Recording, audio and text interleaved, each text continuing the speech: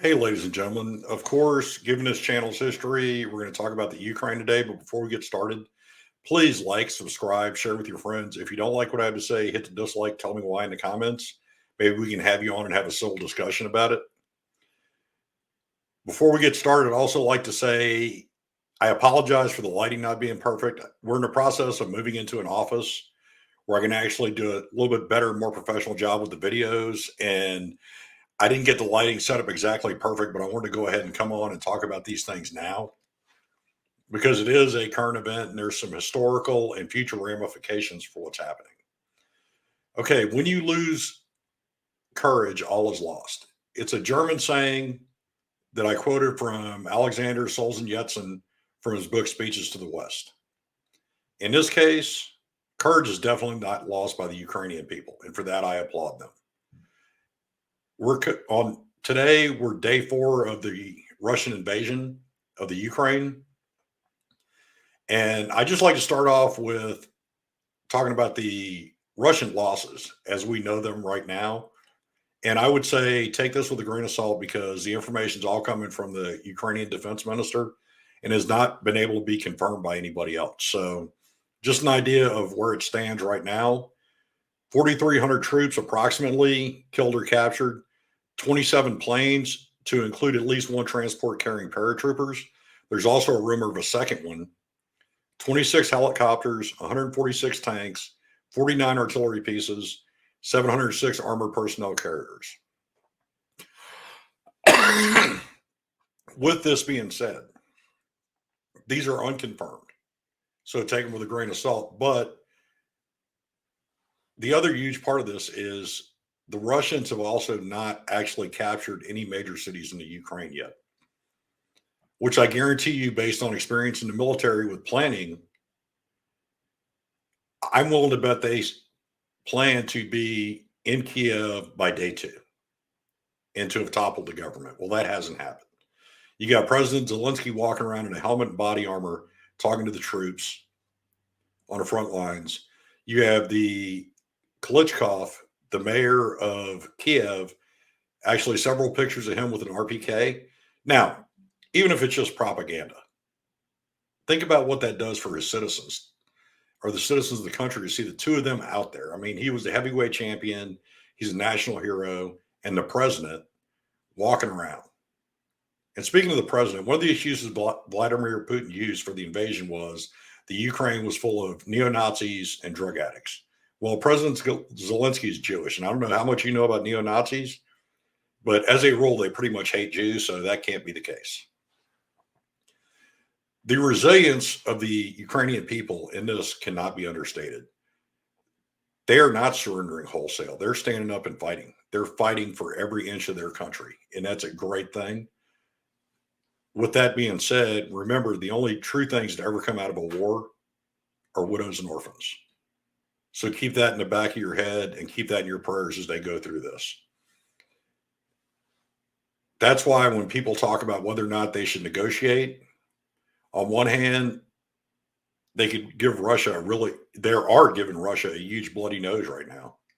On the other hand, the longer it goes, the more widows and orphans will be created. And I'm not saying that as somebody who's a pacifist.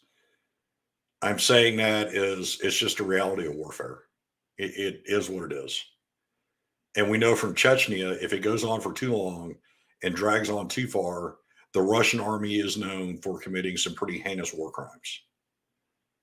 So keep the Ukrainian people in your thoughts and prayers. And whether you like them or not, think of the families of the Russian fallen as well. The resilience of the Ukrainian people cannot be stated any better than the case of Snake Island. There were 13. I've seen one report said border guards, the other one said soldiers on Snake Island in the Black Sea. They were hailed by a Russian warship that said, "We are a Russian warship. You are to surrender." And the answer from them was, "Russian warship, go fuck yourself." And all 13 were killed. But that is the resilience and the courage being shown by the Ukrainian people right now. And I think that is a great thing. And it really makes me question our society in America, whether or not we had the guts to stand up to something like this. And the scary part is, I'm not sure that we do at this point. Back to the Ukraine, the United States and Europe as a whole has ramped up support, sending them more weapons and ammunition, which is what Zelensky has asked for. And apparently they're using it to great effect. So anybody that questions about the effectiveness of Stingers and Javelin missiles, I think now we have some answers for you against the actual equipment that we're likely to face in any near peer combat. The sanctions that were put in place. Here's a quick lesson for you because I have a degree in international relations, and a lot of that is study in diplomacy. You also hit on embargoes, sanctions. They're called soft power. And the thing nobody ever talks about with these sanctions is they don't actually lead to governments falling or capitulating in any way, shape, or form. Cuba was under embargo and sanction for decades. So is North Korea. It has led to no change other than the suffering of the average person. So, do I advocate for warfare or open active combat? No, I do not. But I also know that sanctions alone do not work, especially when you're not sanctioning the areas that can actually have an effect, such as the crude natural gas industry. Ah, but there was a change. Now the Europeans, the United States is talking about removing Russia from the SWIFT banking system. And I think the best description I've ever heard of the SWIFT banking system is think of SWIFT as almost a Venmo for natural gas, because that is how the exchange of natural gas and money is conducted. Now, with a hit on that, that will have a huge effect on the Russian economy, Putin's personal wealth, and his supporting oligarchs' personal wealth. That may have a huge effect on the situation that's going on. So keep an eye on that. Leading up to this, the Russians used a lot of cyber warfare and misinformation, which goes back to fourth and fifth generation warfare, which there will not be another single major combat engagement between two nations without fourth and fifth generational warfare being used to prep the battlefield. I did a video on that, which I'll link to in the description. But the other part, why that's important, as the European Union members and the United States step up these sanctions and possible embargoes and apply more soft pressure to Russia and Putin personally, watch out for these cyber attacks and misinformation to grow and start being more apparent in the European Union countries, the United States, Canada. And that's important because we're at a point with video editing. I'm not that good with it. I won't say I am, where a video clip and a couple of soundtracks, and you can have President Biden giving a speech talking about how much he supports Russia and Putin in this invasion, and you will not, it'll take an expert to tell the difference. So start watching for these things and start questioning the things you see that are just strange and don't really fit with what's going on. And don't believe any single person's narrative, not even mine. Go ahead and check my work. NATO has, for the first time, activated their response force to send to NATO countries in the region such as Poland, Romania, Hungary, Estonia, Latvia, and Lithuania. And I take this personally, I'm watching this because I have served with soldiers from Estonia, Lithuania, Romanians, especially in Afghanistan. I was actually part of an American liaison team that early in the war in Afghanistan actually traveled the highway from Kandahar to assess it all the way to Kabul and got to know them fairly well. And I hope for their safety. The problem with a war like this is there's spillage, just like there is with everything else. And I hope this does not stretch into any other areas because many of them are close to the areas being contested now.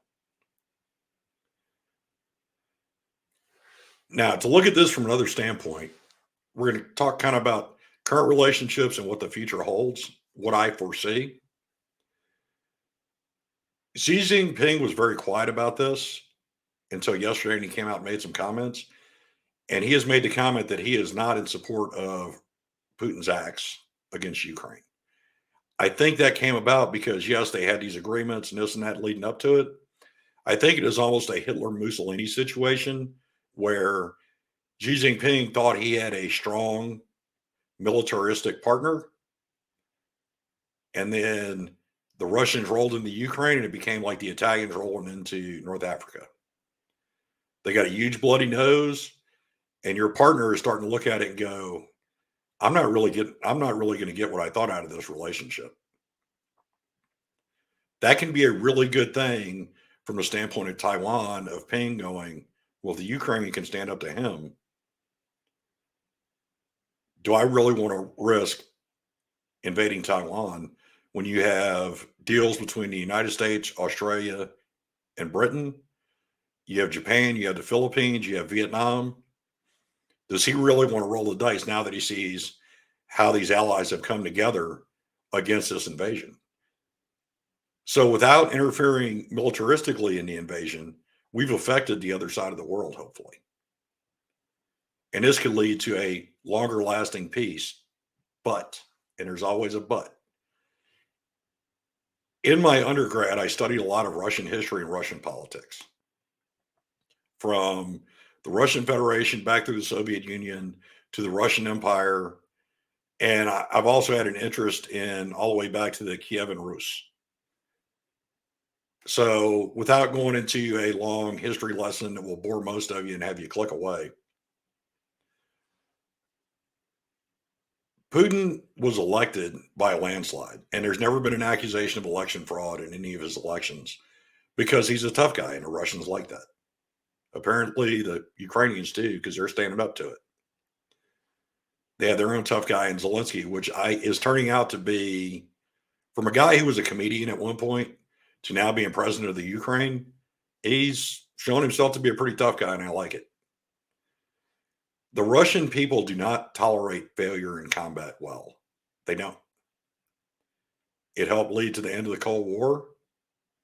It helped lead to the Communist Revolution. After losses in Crimea, the Russo-Shino War, the losses in World War One, that all fed the Communist Revolution. There are protests going on in Russia now against what's going on in the Ukraine and what's going on against Putin.